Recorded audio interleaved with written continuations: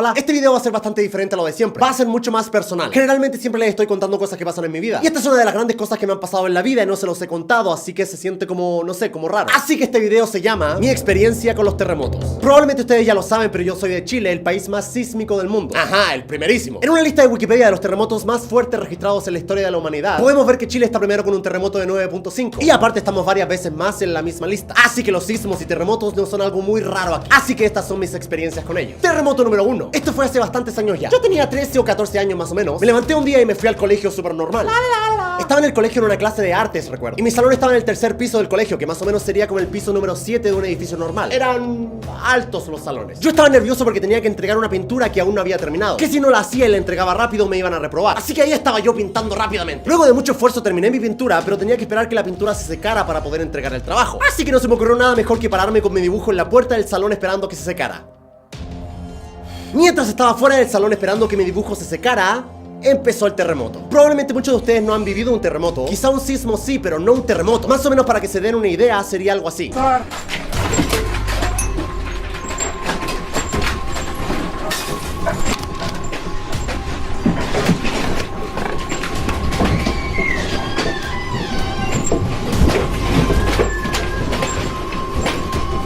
Así que básicamente yo estaba en la puerta de mi salón cuando el terremoto empezó. Estaba yo sin reaccionar, como medio en shock, y de repente me doy vuelta. Veo a todos los niños corriendo hacia mí, así como que ¡wow!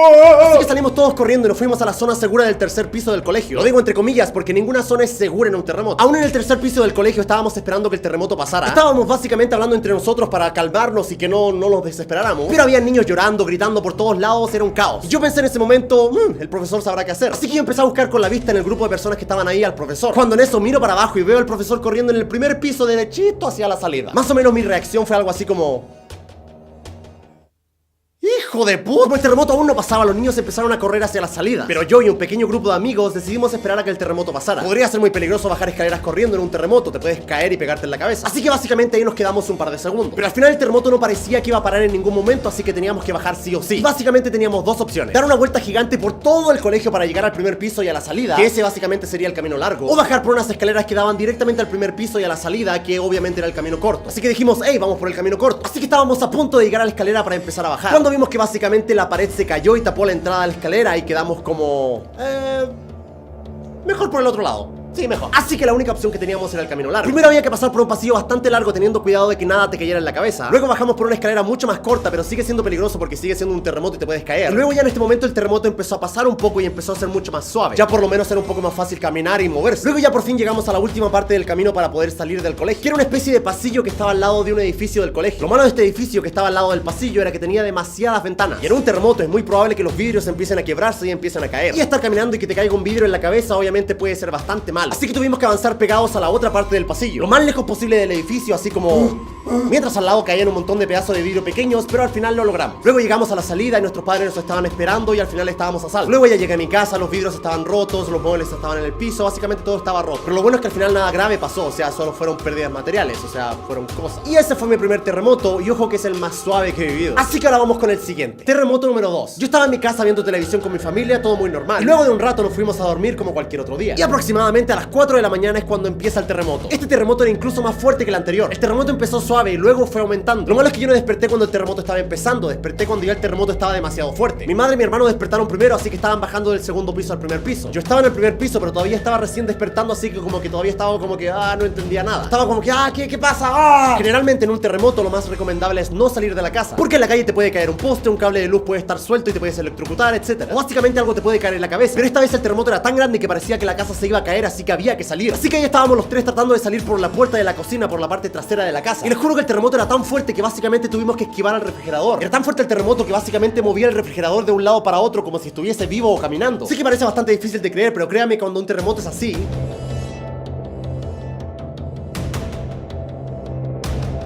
absolutamente todo se está moviendo. Así que básicamente tuvimos que esperar a que el refrigerador se moviese hacia un lado para poder correr hacia la puerta, porque si te llegaba a aplastar ese refrigerador no era algo muy bueno, sinceramente. Mi madre, como podía, estaba tratando de meter la llave en la puerta para poder salir, que básicamente en un terremoto eso es tan difícil como poner el hilo en una aguja. Cuando finalmente logramos abrir la puerta, logramos salir. Yo recuerdo que básicamente mi hermano salió primero y se fue a un rincón, y yo y mi madre salimos después tratando de no caernos en el terremoto. En ese momento yo solo vi la cara de mi hermano mirándome algo así como...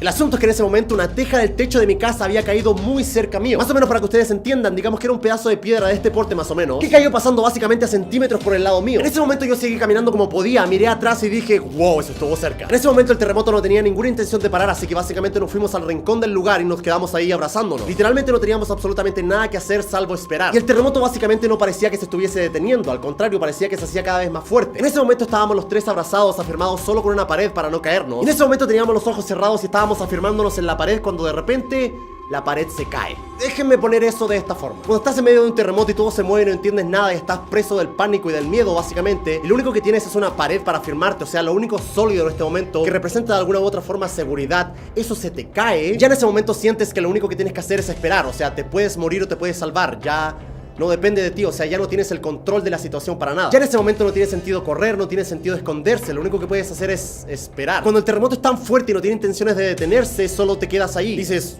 ok, hasta aquí llegué, se acabó.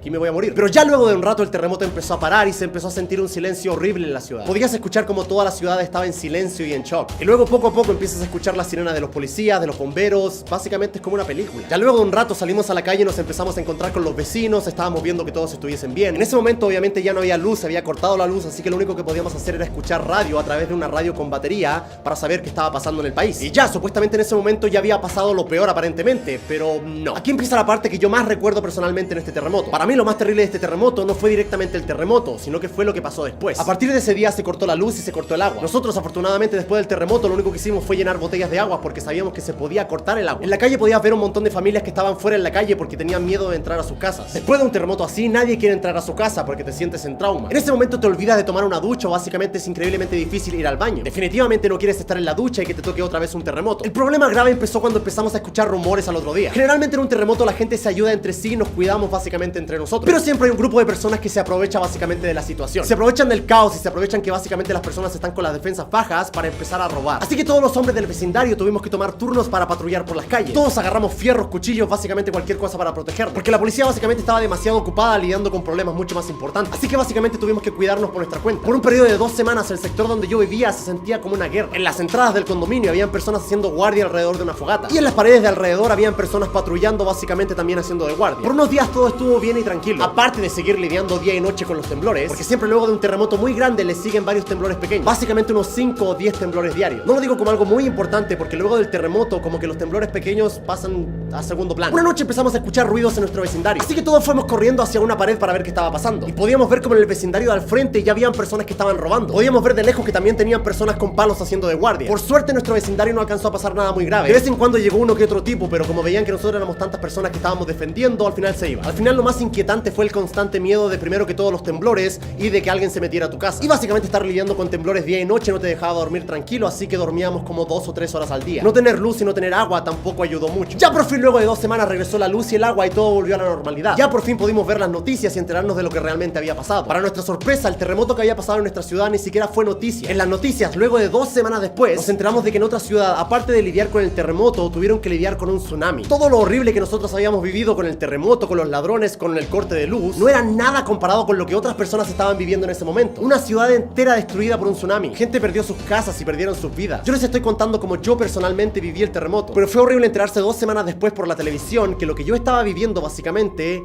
no era nada comparado con lo que estaban viviendo otras personas. Y bueno, quería compartir esta no muy feliz historia. Les he contado tantas cosas de mi vida que sinceramente no haberles contado esto se sentía como un poco raro. Sería genial decir que este tipo de cosas no van a volver a pasar, pero eso sería mentir. Es muy probable que vuelva a pasar y no solo una vez, sino que varias veces, pero seguimos en pie. Bueno chicos, este fue un video un tanto diferente, lo sé, pero no sé, sentía que tenía que contarles esa pequeña parte de mi vida que no les había contado. Les mando un abrazo psicológico gigante y nos vemos el viernes para un video ya normal como siempre. No olviden suscribirse a mi canal de juego llamado Juega Germán en youtube.com/juegagermán. Ahí subo video todos los días. De hecho la otra vez yo estaba grabando un video para este canal y básicamente estaba grabando y empezó a temblar y yo dije, creo que está temblando. Y leí muchos comentarios que ustedes decían, oh, cómo se pone a temblar y Germán básicamente no reacciona o no se preocupa. Me imagino que después de esta historia van a entender por qué un pequeño temblor para los otros ya es como que... En fin, bueno chicos, cuídense mucho, nos vemos el viernes para un nuevo video ya más normal. Y nada, los quiero mucho, cuídense. Chao, chao.